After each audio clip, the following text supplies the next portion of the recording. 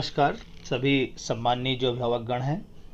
मैं सबसे पहले आप लोगों को बधाई देना चाहूँगा जिन बच्चों का केंद्रीय विद्यालय में प्रवेश के लिए जिनके बच्चों का सिलेक्शन हुआ है, उनकी लिस्ट जो है वो लगा दी गई है और उनको फ़ोन के द्वारा सूचित किया जा रहा है। तो उसके जब आप आएंगे यहाँ पर तो कैसे आना है आपको और क्या क्या डॉक्यूमेंट्स लाने हैं, क्या आपको सावधानियाँ रखनी हैं क्योंकि कोविड-19 है इस समय। तो उसकी चर्चा मैं यहाँ पे कर रहा हूँ बस 2-4 मिनट में, जिसको आप समझ लेंगे तो आपको बहुत आसानी रहेगी यहाँ पर आने में। सबसे पहली बात तो ये है कि देखिए, चूँकि इस समय बड़ी तेज़ी से कोविड-19 का संक्रमण बढ़ रहा है तो एक साथ हम सभी लोगों को बुला करके एडमिशन नहीं कर सकते हैं। तो कुछ टुकड़ों में मतलब 5-5, 10-10 जो डिसाइड किया जाएगा कॉलेज प्रशासन द्वारा, उस तरह से आपको फ़ोन के द्वारा बुलाया जाएगा। और जब आप आएंगे तो क्या क्या सामान लेकर के आएंगे, कैसे आएंगे, आप इसको समझ लीजिए। देखिए यहाँ पर सामने है, देखिए ये सबसे पहले कक्षा 2 से 9 के लिए है ये, ठीक है। ठीक इसी तरह से जो होगी वो कक्षा 1 के लिए अलग से होगा, उसमें क्या लाना है वह बताया जाएगा। अभी हम कक्षा 2 से 9 की बात कर रहे हैं, ठीक है। अब इसमें देखिए कक्षा 2 से 9 में है तो देखिए इसमें लिखा हुआ है, सबसे पहला जो पॉइंट लिखा हुआ है यहाँ पे आप देखिए कि यदि आप में कोरोना के लक्षण हैं अथवा आपके परिवार में कोई कोरोना पॉजिटिव है और अगर आपके यहाँ से फ़ोन जाता है कि आप आइए, तो ऐसा मत करिए कि छिपाइएगा नहीं। विद्यालय प्रशासन को सूचित करना है, आपको बताना है कि हाँ भाई हमारे यहाँ पर ये प्रॉब्लम है, हमारे यहाँ कोरोना पॉजिटिव है या कोरोना के लक्षण है तो हम विद्यालय नहीं आ सकते हैं, हमारी जगह पर ये लोग जाएंगे। तो ऐसी परिस्थिति में कोई यदि आपका अभिभावक भी आता है तो उसको भी उसके द्वारा भी आपके बच्चे का जो प्रवेश है उसमें कोई बाधा उत्पन्न नहीं होगी। लेकिन आपको जब विद्यालय से फ़ोन जाए तो आपको सही सही चीज़ें बतानी है। और यदि आप ठीक हैं, आपका ऐसा कोई लक्षण नहीं है, तो आप यानी कि माता या पिता में से कोई एक बच्चे के साथ आ सकता है, ठीक है। इसमें देखिए दूसरा पॉइंट लिखा है, कक्षा 2 से 9 तक के चयनित छात्रों को उनके पंजीकृत फॉर्म में दिए गए मोबाइल नंबर पर सूचना दी जाएगी, ठीक है। मोबाइल नंबर से आपको सूचना दी जाएगी कि आपको इस दिन आना है और इतने समय आना है, ठीक, और उसी के अनुसार आपको आना है, ठीक। और उसके बाद मोबाइल पर प्राप्त सूचना के अनुसार केवल एक अभिभावक यानी माता या तो पिता, दोनों में से कोई एक अपने पाले के साथ निम्नलिखित प्रमाण पत्र व सामग्री लेकर आएगा। अब इसमें देखिए प्रमाण पत्र में क्या है, जैसे मान लीजिए कि कोई अनुसूचित जाति का बच्चा है, एक कक्षा 2 से 9 तक के लिए ध्यान रखिएगा, तो मूल पंजीकरण फॉर्म यानी जो रजिस्ट्रेशन फॉर्म आपने भरा है और ईमेल किया है उसकी जो मूल प्रति है वो आपको ले आनी है, ठीक है। फिर इसके बाद जो टीसी है वो टीसी आपको जिस स्कूल में बच्चा पढ़ता था वो टीसी ले आनी है। अगर अभी वो प्रति हस्ताक्षरित का मतलब होता है काउंटर साइन जो है वो एसडीआई महोदय से कराना होगा आपको, ठीक है। जो भी है तो वो अगर आप अभी नहीं करा पा रहे हैं तो कोई बात नहीं है, आप टीसी लेकर के आइए और टीसी के साथ टीसी ओरिजिनल अपने पास रखिए, उसकी फ़ोटो कापी उस जो फार्म है रजिस्ट्रेशन फार्म है उसके साथ आप लगाएंगे, ठीक है। और बाद में आपको टाइम दिया जाएगा 10 दिन, 15 दिन, 20 दिन कि आप उसको काउंटर साइन करा करके आप विद्यालय में जमा कर दें। लेकिन आपको टीसी की ओरिजिनल और फोटो कापी दोनों यहाँ लानी है, वो आपको दिखानी पड़ेगी। फिर अगर आप अनुसूचित जाति है तो जाति प्रमाण पत्र आपको लाना है, निवास प्रमाण पत्र, ठीक है, एक फ़ोटो लाना है, ठीक। तो ये मतलब कि यदि आप अनुसूचित जाति देखिए है, फिर पिछड़ी जाति लिखा है, फिर सामान्य है, फिर दिव्यांग है, एकल पुत्री संतान है, सरकारी सेवारत है। तो इसमें देखिए लगभग सभी चीज़ों में आप देख रहे होंगे मूल पंजीकरण फॉर्म और टीसी सभी के लिए अनिवार्य है ना। और जाति प्रमाण पत्र देखिए किसको किसको अनिवार्य है, अनुसूचित जाति है तो पिछड़ी जाति है तो ठीक है इनके लिए अनिवार्य है ना। और उसके बाद निवास प्रमाण पत्र सभी के लिए अनिवार्य है देखिए। इसके बाद फ़ोटो सभी के लिए अनिवार्य है, यानी बच्चे की पासपोर्ट साइज़ की एक फ़ोटो लाना है, वो सभी को लाना है। इसके बाद सेवारत प्रमाण पत्र का मतलब सर्विस सर्टिफिकेट। ऐसे लोग हैं जिन्होंने अपने फॉर्म में रजिस्ट्रेशन फॉर्म में लिखा है कि हम नौकरी करते हैं, तो वो सेवारत अपने ऑफिस से, अपने कार्यालय से वो एक सर्टिफिकेट बनवा करके लाएंगे कि हाँ ये जो है प्रमाणित किया जाता है कि ये मतलब आपका नाम रहेगा उसमें और उसके साथ साथ इस पद पर इस वेतनमान पर कार्यरत हैं, ठीक है। और सेवा पंजिका के अनुसार जो इनका परिवार का विवरण है निम्न है, ठीक है। तो जिस बच्चे का आप एडमिशन करा रहे हैं उस बच्चे का नाम उसमें होना चाहिए, उस प्रमाण पत्र में उसकी जन्मतिथि होनी चाहिए और आपका संबंध होना चाहिए और नीचे प्रमाणित किया रहेगा, ठीक है। इतनी चीज़ें आप ध्यान रखेंगे जो सर्विस सर्टिफिकेट वाले हैं, ठीक। तो ये कार्यालय के लेटर पैड पे आप बनवा लाएंगे, ठीक है। कंप्यूटराइज्ड है वो भी चलेगा, ठीक। इसके बाद है दिव्यांग, यानी दिव्यांग अगर विकलांग की श्रेणी में यदि आप आते हैं तो विकलांग का प्रमाण पत्र उनको लाना है, बाकी और चीज़ें तो लानी ही है, ठीक है। फिर इसके बाद हलफनामा सिर्फ उनके लिए है जो एकल पुत्री वाले हैं, यानी सिंगल गर्ल चाइल्ड का कोर्स है और उसका अगर सिलेक्शन हुआ है तो उसको एकल पुत्री संतान का जो निर्धारित प्रोफार्मा है उसमें हलफनामा लाना है। और उसके बाद जो है आधार कार्ड बच्चे का लाना है, सभी के लिए आधार कार्ड बच्चे का लाना है। और अगर मान लीजिए किसी एक का आधार कार्ड नहीं बना है बच्चे का, तो पिताजी का आधार कार्ड लेके आइए, उसमें भी कंसिडर किया जाएगा, लेकिन बनवाना पड़ेगा क्योंकि एंट्री होता है आगे चल कर के आधार कार्ड के द्वारा ही सभी चीज़ें जो लाभ हैं वो बच्चे को मिल पाते हैं, ठीक है। इसके बाद अन्य वांछित प्रमाण पत्र, जो इसकी भी एंट्री होती है रिकॉर्ड में, तो ये भी ज़रूरी है, जिसका बना है वो ले आए, जिसका नहीं बना हुआ है कोई बात नहीं है, ठीक है। वो बनवा करके तब आप 2 दिन 4 दिन 5 दिन 6 दिन में आप इसको बाद में जमा कर दीजिएगा। जैसे ब्लड ग्रुप है, ब्लड ग्रुप रिपोर्ट आप लाएंगे तो उसको भर जाएगा वो, ठीक है। इसके बाद है, उसके बाद संबंध प्रमाण पत्र, राशन कार्ड है तो राशन कार्ड की फोटो कापी जिसमें पिताजी का नाम है, भावक का नाम हो, और या तो किसका नाम हो, बच्चे का नाम हो, यानी दोनों पूरे परिवार का नाम हो, ठीक है।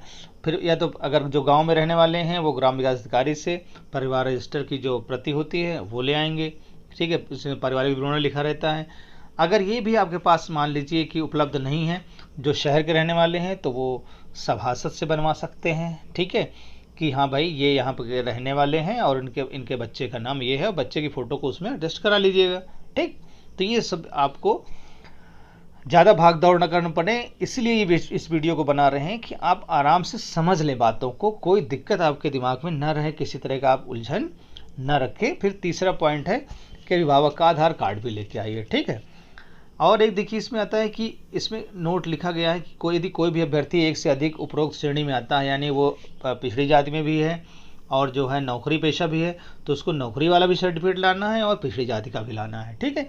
अगर वो अनुसूचित जाति में है तो अनुसूचित जाति का भी प्रमाण पत्र लाना है, और मान लीजिए वो दिव्यांग भी हैं तो उसको दोनों सर्टिफिकेट लाने हैं, ठीक। तो ये भी ध्यान रखना है। इसके बाद जो सभी प्रमाण पत्र हैं उसकी मूल प्रति भी आपको लाना है, यानी ओरिजिनल डॉक्यूमेंट भी लाना है, क्योंकि वो आप दिखाएंगे, और उसकी सभी की एक एक कॉपी, एक एक सेट, वो जो पंजीकरण वाला है, रजिस्ट्रेशन फार्म है, उसके साथ अटैच होना चाहिए और वो आपके साइन होने चाहिए, ठीक है। और जो आपको अटैच करना है क्रम जो है कैसे करेंगे वो मैं आपको इसमें जैसे लिखा हुआ है इसमें देख लीजिए। सबसे पहले आप मूल पंजीकरण फॉर्म लगाएंगे, उसके बाद टीसी लगाएंगे, फिर जाति प्रमाण पत्र, निवास प्रमाण पत्र, उसके बाद फ़ोटो जो लाएंगे आप, फ़ोटो तो वो जो एक मैं अभी एक और आपको बताऊंगा इसमें कि जो एक महत्वपूर्ण प्रोफार्मा यानी एडमिशन, ओरिजिनल जो एडमिशन फार्म है केंद्रीय विद्यालय का, वो आपको स्कूल में भरना होगा, उस पर फ़ोटो चिपकानी होगी। उसका भी हम आगे अभी आपको बता रहे हैं कैसे भरना है, उसमें भी आपको भरने में कोई दिक्कत नहीं होगी अगर आप एक बार वीडियो को समझ लेंगे, ठीक है। फिर इसके बाद यहाँ देखिए लिखा है कि मूल प्रमाण पत्रों से मिलान करके जो स्वप्रमाणित छाया प्रति है, वो जो स्वप्रमाणित छाया प्रति है यानी फोटोकॉपी है, वो विद्यालय में जमा हो जाएगी और मूल प्रमाण पत्र आपको वापस कर दिया जाएगा। टीसी के अलावा कोई भी ओरिजिनल डॉक्यूमेंट आपसे नहीं लिया जाएगा, ठीक है। और प्रत्येक अभिभावक स्वयं फोटो चिपकाने के लिए गोंद लेकर के आएंगे, पेन लेकर के आएंगे भरने के लिए, ठीक है, नहीं जो भी, और 2 एक प्लेन पेपर भी लेके आइए आप, क्योंकि देखिए किसी को भी कोई भी संक्रमण हो सकता है, इसलिए पूरे बचाव के साथ विद्यालय में आना है और किसी भी प्रकार से किसी से कोई लेन देन नहीं करना है कि आप किसी से गोंद मांग रहे हैं, किसी से कुछ मांग रहे हैं और ये संक्रमण फैले। पूरी अनुशासन के साथ, पूरी जिम्मेदारी के साथ, पूरी सतर्कता के साथ विद्यालय आना है और इस तरह से आपको इतनी सामग्री लानी है। और मुझे पूरा विश्वास है कि आप समझ गए होंगे और आपके दिमाग में कोई उलझन नहीं होगी, किसी तरह कोई परेशानी नहीं होगी कि क्या करना है, हमें कैसे जाना है, क्या आना है। जब विद्यालय से फोन जाए तो उसने निश्चित समय में आप इतनी सामग्रियों के साथ आएँ। इसके बाद भी यदि कोई आपकी समस्या आती है तो जो वीडियो है उसके नीचे कमेंट बॉक्स है, उसमें आप लिखिए, हम आपको समुचित उत्तर देने की कोशिश करेंगे, प्रयास करेंगे। धन्यवाद। कर सभी सम्मानीय अभिभावकों, ऐसे बच्चे जिनका सिलेक्शन केंद्रीय विद्यालय में हो चुका है, अब उसके बाद ये फार्म उनको स्कूल में जब बुलाया जाएगा तो ये भरना है, तो उनके जो अभिभावक हैं वो इसको समझ लें अच्छी तरह से कि कैसे इस फार्म को आपको भरना है, क्योंकि इसमें बहुत गलतियां हो जाती हैं। लेकिन ये फार्म इतना महत्वपूर्ण है कि हमेशा इसमें कोई चेंजेस नहीं हो सकते हैं। तो आपको कैसे भरना है, इसमें जो महत्वपूर्ण बातें हैं वो मैं आपको बताऊंगा, आप इसको समझ लीजिए। सबसे पहले आप इसमें देख रहे हैं कि ऊपर लिखा हुआ है फ़ोटो, तो यहाँ आपको पासपोर्ट साइज़ की बच्चे की फ़ोटो लगानी है। ठीक है, आप कलर फ़ोटो हो या ब्लैक एंड वाइट फ़ोटो है, जो भी है आप लगा सकते हैं इसमें। सबसे पहले ये है, ठीक। और यही फार्म आपको मिलेगा जब अभी आपको जिन बच्चों का एडमिशन हो चुका है, जिनका सिलेक्शन हो चुका है, जब उनको बुलाया जाएगा तो यही फार्म उनको मिलेगा और वही वहाँ पर भरना होगा। तो आप पहले समझ लीजिए इसको, ठीक है, कि कक्षा 1 से 11 तक जो आपका एडमिशन हो रहा है उसमें कैसे भरना है।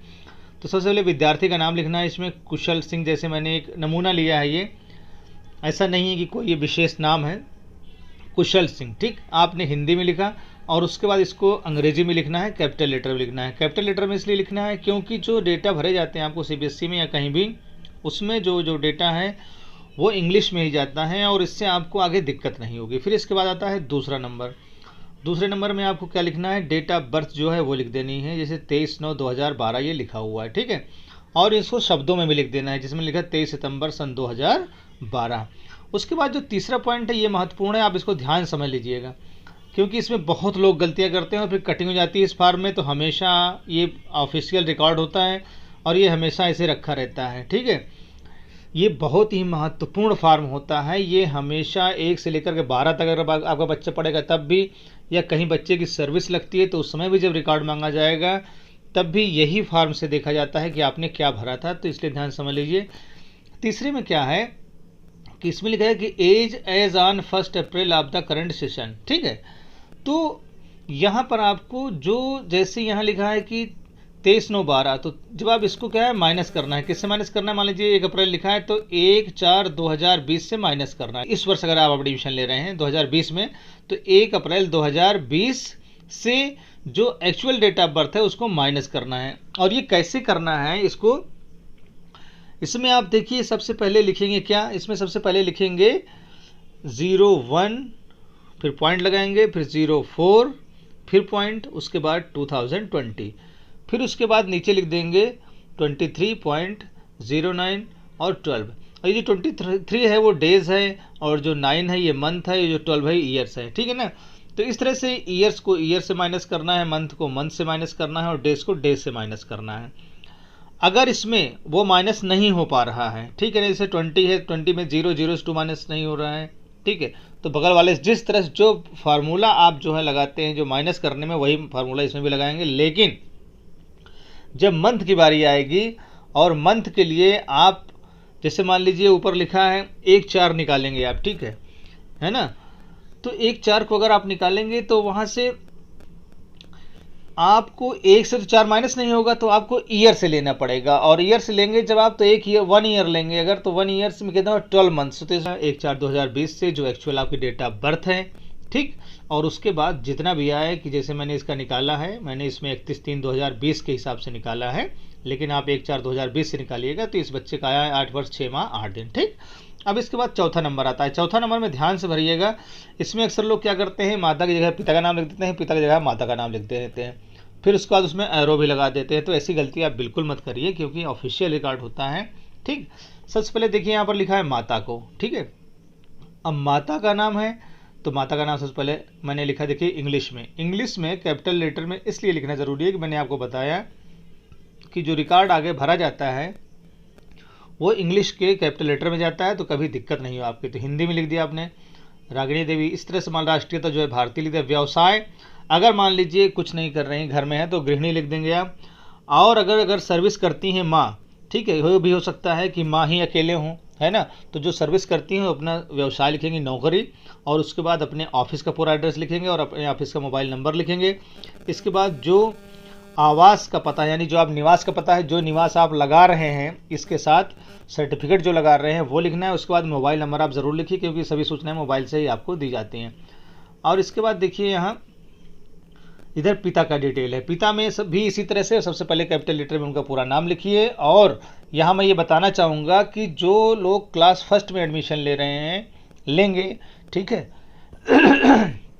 जो बच्चों का एडमिशन कक्षा 1 में हो रहा है, उनको जैसा उनके आधार कार्ड में नाम है, जैसा उनके जन्म प्रमाण पत्र में नाम है, वही नाम उनका होना चाहिए, वही नाम उनकी माता जी का होना चाहिए, वही उनके पिताजी का नाम होना चाहिए, ठीक है। और जो बच्चे 2 से 9 तक के ऐसे बच्चे जो एडमिशन लेंगे उन बच्चों को जो फॉर्म भरना है उसको जो उनके टीसी में नाम लिखा हुआ है वही नाम यहाँ पर भरना है, वही नाम लिखना है। जो 11वीं में बच्चे एडमिशन ले रहे हैं, जो उनकी मार्कशीट में नाम लिखा हुआ है और जो उनके स्कूल की टीसी में नाम लिखा हुआ है वही लिखना है। उसके अलावा और कोई नाम मत लिखिएगा, कुछ ऐड मत करिएगा इसमें, नहीं तो ये बाद में आपके लिए बहुत बड़ी दिक्कत होगी इसको करेक्शन कराने में, ठीक है। तो मेरे लगता है आप समझ गए होंगे इसकी इंपॉर्टेंस। उसके बाद पिताजी का नाम, जैसे मान लीजिए काल्पनिक मैंने लिया है तो ये नाम लिख दिया साफ साफ, है ना। फिर उसके बाद जो राष्ट्रीयता क्या है, ठीक। फिर व्यवसाय मान लीजिए, मैंने मान लिया कोई नौकरी करते हैं तो नौकरी, जहाँ का नौकरी करते हैं उस ऑफिस का एड्रेस मैंने लिख दिया, राजकीय इंटर कॉलेज उन्नाव, है ना। फिर इसके बाद मोबाइल नंबर, ऑफिस का मोबाइल नंबर इसमें लिखना है। मैंने एक काल्पनिक पता ऐसे लिखा है इसमें, तो जो आपका निवास लगा हुआ है उसी निवास के आधार पर जो पता है वो लिख दीजिए, अपना मोबाइल नंबर लिख दीजिए, जो आपका ग्रेड पे है वो लिख दीजिए इसमें, ठीक है। वेतन लिख दीजिए। इसके बाद अगर आपका जो ट्रांसफ़र्स हैं कुछ 2-4, स्पेशली ये जो है जो आर्मी पर्सन है, एयरफोर्स पर्सन, डिफेंस सेक्टर के लोग हैं, ट्रांसफ़र होते रहते हैं, उनके लिए बनाया गया है। यदि आपका ट्रांसफ़र हुआ है इस दौरान, ठीक, पिछले 7 सालों में, तो भी आप लिख सकते हैं 1, 2 जितने भी ट्रांसफ़र हुए हैं, ठीक है। अब इसके बाद बात आती है माता पिता की श्रेणी। मैंने माता के साइड में कुछ नहीं लिखा है, पिता के साइड में 3rd श्रेणी लिखा है। देखिए जो स्टेट गवर्नमेंट एम्प्लॉय होते हैं वो 3rd कैटेगरी में आते हैं, ठीक है। क्योंकि माँ जो है वो प्राइवेट है, कुछ नहीं कर रही हैं, घर में रह रही हैं, तो उनके सामने कोई कैटेगरी नहीं रखी गई है। और ये कैटेगरी इस आधार पर लिखी जाती है कि इसी धारा पर का डिवीजन होता है। अगर आप सेंट्रल गवर्नमेंट है तो कैटेगरी 1 होता है, सेंट्रल गवर्नमेंट की ऑटोनोमस बॉडी है तो कैटेगरी 2 होती है। अगर आप स्टेट गवर्नमेंट में है तो कैटेगरी 3 होती है, और अगर स्टेट गवर्नमेंट की ऑटोनोमस बॉडी है तो कैटेगरी 4 होती है। इसके अलावा जितने भी लोग हैं वो सब कैटेगरी 5 में आते हैं, ठीक है। तो यहाँ पे आपको कैटेगरी लिखनी है अपनी। अगर आप मान लीजिए कहीं बाहर है, कोई स्थानीय अभिभावक है नज़दीक, तो उनका भी नाम यहाँ पे लिख सकते हैं 5 में, ठीक है। इसके बाद सबसे पहले कक्षा 1 के लिए आप समझ लीजिए, ठीक। इनको जो है जो 6ठी लाइन है यानी 6ठा कॉलम है उसको छोड़ देना है, 7वां भी छोड़ देना है, 8वां भी छोड़ देना है, 9वें में लिखना है कक्षा 1, और उसके बाद नीचे लिख देना है समस्त अनिवार्य विषय, ठीक है। लेकिन कक्षा 2 से ऊपर के जितने लोग होंगे वो पूर्व में विद्यालय का नाम लिखना है उसमें। जो 6ठे में लिखेंगे, जहाँ पढ़ रहे थे, मैंने काल्पनिक लिया कि आदर्श विद्या मंदिर में पढ़ रहे थे मान लीजिए, है ना। और 7वें में क्या लिखना है कि क्या वो मान्यता प्राप्त था, हाँ था, उसमें आप लिख दीजिए कि CBSE या यूपी बोर्ड, जो भी लिखना चाहें। इसके बाद जो 8वां कॉलम है उसमें जो पास हुआ है बच्चा, अगर कक्षा 7 में एडमिशन ले रहे हैं तो 6ठे में पास हुआ होगा, 3 में ले रहे हैं तो 2 में पास हुआ होगा, 2 में ले रहे हैं तो 1 में पास हुआ होगा। तो उसका जो रिजल्ट है यानी उत्तीर्ण होगा तो यहाँ उत्तीर्ण लिखना है, उसके बाद जो परसेंटेज है वो लिख देना है, ठीक है। और 9वें में देखिए कक्षा 1 से 5 तक जो होता है वो समस्त अनिवार्य विषय ही लिखे जाते हैं, ठीक है।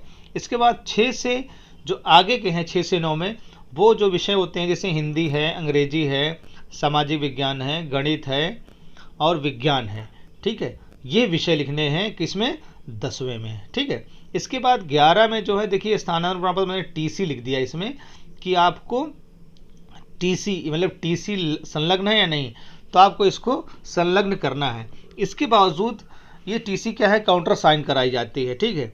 लेकिन इस समय मान लीजिए कि कोविड-19 चल रहा है, अगर कुछ दिक्कत होती है तो आप जो है TC की जो फोटो कॉपी है वो आप लगा दीजिए। इसके साथ एडमिशन के समय आप एक अंडरटेकिंग दे दीजिए कि हम इतने दिन में आपको TC काउंटर साइन करा करके दे देंगे, तब भी आपका प्रोविजनल एडमिशन मान लिया जाएगा, ठीक है। इसके बाद आप TC में सेलेक्ट उसमें टिक करेंगे कि यस या नो। तो अगर आपने संलग्न किया है तो यस करिए, नो तो नो करिए, ठीक। नीचे यहाँ पर साइन होगा, जैसे देखिए मैंने लिखा है ना, जो पिताजी हैं वो इनके साइन किए हैं, ठीक है। बात समझ में आ रही है। अब इसके बाद हम चलेंगे इसके ठीक पीछे, बस थोड़ा सा और बचा हुआ है, इसके बाद आप देखेंगे तो वो भी आपके समझ में आ जाएगा। अब आप देखिए यहाँ पर ये उसके ठीक पीछे होगा, यानी जो फॉर्म मिलेगा आपको उसके ठीक पीछे क्या करना है। 12वें नंबर पर आप देखिए लिखा हुआ है इसमें दिनांक, है ना, सिर्फ दिनांक लिखा है, यानी अब TC नंबर होगा वहाँ पे, तो TC नंबर पहले लिखिए, उसके बाद जिस दिनांक को TC इशू हुई है वो डेट लिख दीजिए। इसमें मातृभाषा में ज़्यादातर का हिंदी है तो आप हिंदी लिखिए। अगर आप और कहीं के हैं, ठीक है, आपकी मातृभाषा कुछ बंगाली है, पंजाबी है, तो आप उसमें ये लिखिए। जो आपका होम टाउन है वो लिखिए यहाँ पे, ठीक है। और अगर 14वें में क्या लिखना है देखिए कि अगर आप अनुसूचित जात जनजाति या OBC से बिलोंग करते हैं तो वो यहाँ पर लिख दीजिए। अगर आप अनुसूचित जात से हैं तो अनुसूचित जात लिखिए, जनजाति से हैं तो अनुसूचित जनजाति लिखिए, और अन्य पिछड़ा वर्ग से हैं तो अन्य पिछड़ा वर्ग लिखना है, ठीक है। अगर कुछ नहीं तो आप सामान्य भी लिख सकते हैं यहाँ। इसके बाद जो 15वां और ये अंतिम लाइन है इसमें है ब्लड ग्रुप लिखना है, ठीक है। तो ब्लड ग्रुप यदि आपको पता है तो उसमें लिख दीजिए, नहीं पता है तो कोई बात नहीं है। फिर इसके बाद यहाँ आता है, देखिए इस साइड में बाईं तरफ यहाँ लिखा है कि मैं घोषणा करता हूँ कि मेरे द्वारा दी गई जानकारी सत्य है, ठीक है, और मैं विद्यालय नियमों में रहूँगा। ये सब चीज़ें संलग्नक में आपने जो सबसे पहले आपको क्या करना है, रजिस्ट्रेशन फॉर्म जो आपने भरा है वो आपको इसमें इनक्लोज करना है। उसके बाद जाति प्रमाण पत्र है, निवास प्रमाण पत्र है, ठीक है, अगर आप नौकरी करते हैं तो सेवारत प्रमाण पत्र है, इसके अलावा ब्लड ग्रुप है, आधार कार्ड है, जो भी आप अटैच करें यहाँ पे लिख दें, और जिस डेट को आप यहाँ आए वो डेट यहाँ डाल दें, इधर आप साइन कर दें और साइन करने के बाद नीचे नाम रख दें यहाँ पर, ठीक है। तो इस तरह से ये आपको आसानी से आप इस तरह से भरिए, समझ करके भरिए, आप कहीं भी आपको दिक्कत नहीं आएगी अगर आप समझ लेंगे तो, ठीक है। और पूरा विश्वास है मुझे कि आप इस तरह चीज़ें आपको समझ में आ गई होंगी। अगर इसके अलावा भी कुछ ऐसी बातें हैं जो आप इससे संबंधित जानना चाहेंगे तो हमारा जो वीडियो है उसके कमेंट बॉक्स में आप लिखिए, हम आपके जवाब देने की पूरी कोशिश करेंगे, आपकी जो चिंता है, जो समस्या है, उसका समाधान करेंगे। Thank you very much.